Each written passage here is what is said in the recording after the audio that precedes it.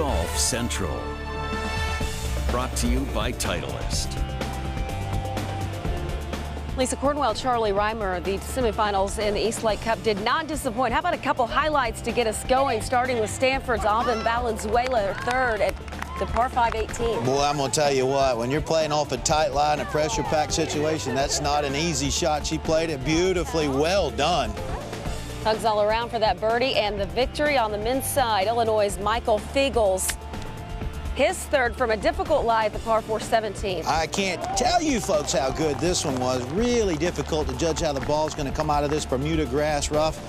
Wow, was that special.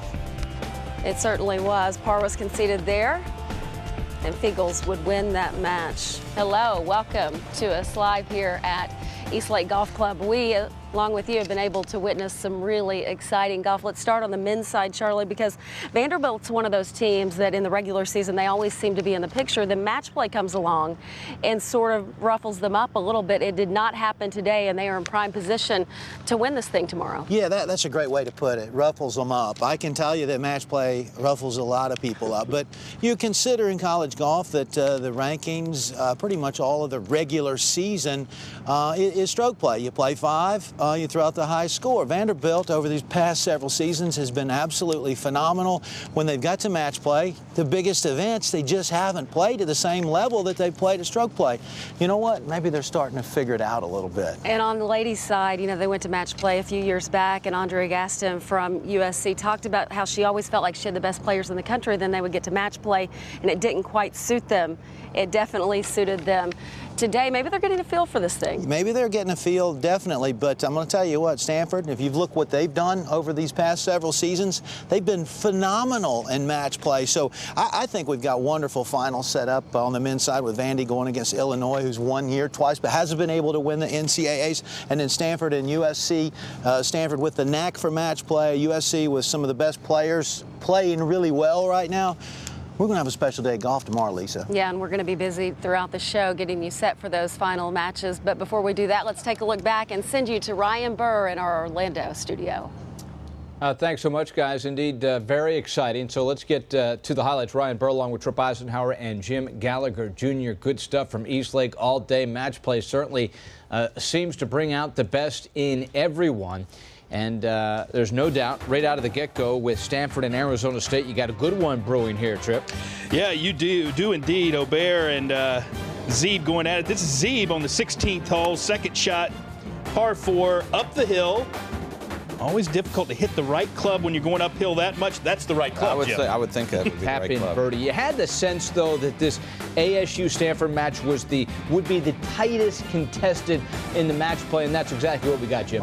We sure did, and what a putt. She made so many clutch putts coming down the line, and that's no more than that clutch putt than that one right there. Aubert now at 18, the par 5, par putt. This got to go. Yeah, not the length you want for par, and an easy one to misread, but right there, another timely putt, putting the pressure on Zeeb. But did she give her the line? Similar putt. Yeah, Zeeb was on the front and 2 and knocked it all the way past the here. Hit a good putt, but it doesn't win. Aubert wins one-up matches tied at 1. Let's go to Wong now from Stanford, taking on Curley from Arizona State. Wong at the 15th. 15th hole, a very difficult par 3. Always great to put a 3 down, and she gets that and the match, by the way. Stanford leads now 2-1. So now we got Strom taking on Andrea Lee, and we pick up Strom at 14. Yeah, she was 2 up at the turn, and Lee actually missed a very makeable putt on the previous hole, but look at this right here. Eagle. 5 under on the day at that point.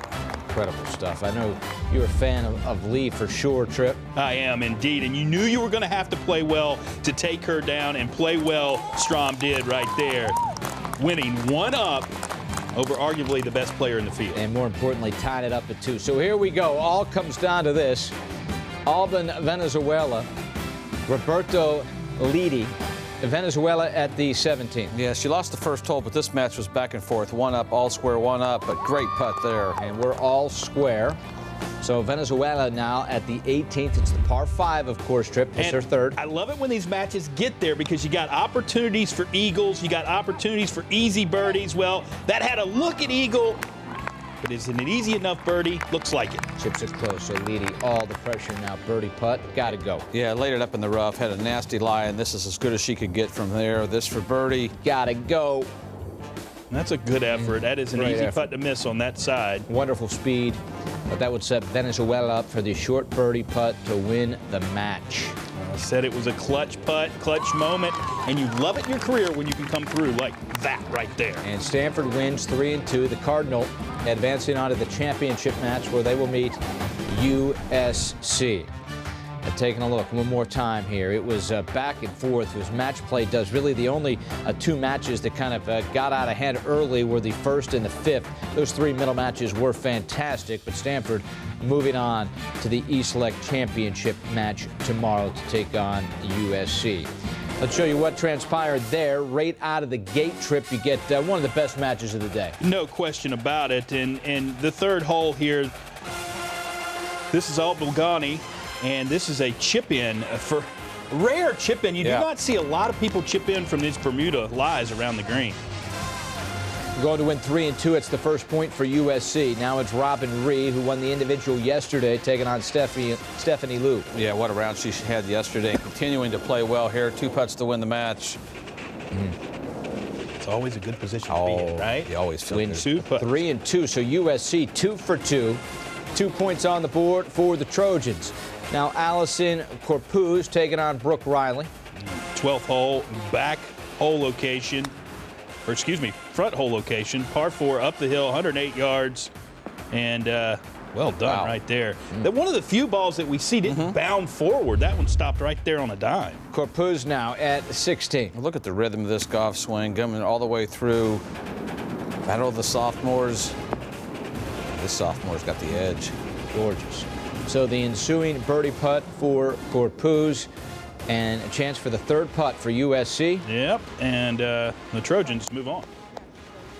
And boy, they came out on a mission today as it was a dominating performance by the USC Trojans.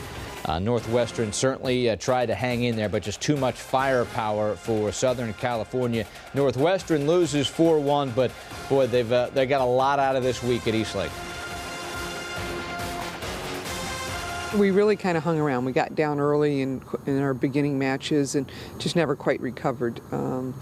I ended up walking with Brooke quite a bit today. She was playing against Allison and was a few down early and clawed back to all square and really played quite well. And then Allison, really hit it close, hit it to within a couple inches on 12, and then Brooke birdied 14, and then Allison finished off with really good shots on 15 and 16. So, I think there was a lot of good golf out there today. We just, we didn't quite give ourselves the opportunities that we needed by driving it in the fairway and having an opportunity to put some pressure on them with some approach shots. But there was a lot of good golf out there. Congrats to USC. So an all Pac-12 showdown in the championship match of the East Lake Cup. It will be the Cardinal and the Trojans, 1-2 coming in just as you write it up. But boy, USC playing some inspired golf right now. For more reaction to the women's championship match, back to East Lake, Lisa Cornwell, Charlie Reimer. And let's go through it because, Charlie, experience doesn't always matter. I mean, you look at a team like Northwestern returning 4 of 5 and losing that, and then a team like USC returning 2 of 5. So match play is sort of a different animal. What stood out to you as you watched the ladies play today? Well, if you look across all of these programs, the margins are razor thin. The difference between victory and defeat is so small, and when your margins are that small, it ends up being the little things, the attention to detail, the little thing that the coach might whisper in a player's ear, creating the right attitude. I'm going to tell you what, folks, match play is emotional, and if you can sort of harness that emotion, push it in the right direction, mix that in with a little bit of discipline, that's the difference between winning and losing at this level. You talk about the importance of coaching, and it definitely exists, especially in this game. Chantel McCabe is with one of those coaches who's been doing this a long time, and she's had quite a bit of success. USC's Andrea Gaston. Well, the Trojans are moving on, and Andrea, I saw your excitement when you were out there celebrating with your team. Just how proud are you of your girls? Obviously very proud. You know, it's great to be back here. We didn't make it last year, and so just to have that opportunity to be here, win our match today, and get another opportunity to go out there tomorrow and try to get the win again would be really cool. And a chance for revenge when it comes to last year's NCAA semifinals. How much did that fuel your team? I think, well, we only had 2 players here today that were a part of that semifinals match. And, you know, I know it meant a lot to them, and they just felt like, hey, we can go out and win this. And I don't think they looked at it so much as revenge. It's just, hey, we're playing another good team, and we got to go out there and play with a lot of heart and persevere and see what happens. But they did a great job today. And tomorrow is a chance to leave an exclamation point at the end of your fall schedule. What's the message to the team overnight? Probably eat pizza or something. No, you know, we want to make sure they get some rest. The days are long, and I think we're still a little jet lagged. 3 of us were in Hawaii. 3 of the girls were in Hawaii, and I think they're still adjusting. Getting up in the morning, it still feels really early. And, you know, hopefully we just come out with more energy. And I think we had that today, and hopefully we'll have even more tomorrow. There was revenge in both the ladies' semifinal matches, and the exact same thing happened on the men's side. We'll take you through the reaction and all the highlights coming up. Plus, we're going to unveil the pairings live right here on Golf Central. Get to see who's playing head-to-head in the finals matches tomorrow in just a few minutes.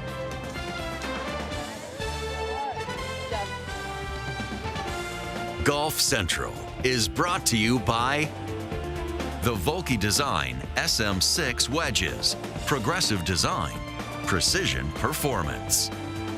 Grip Confidence, Grip Golf Pride.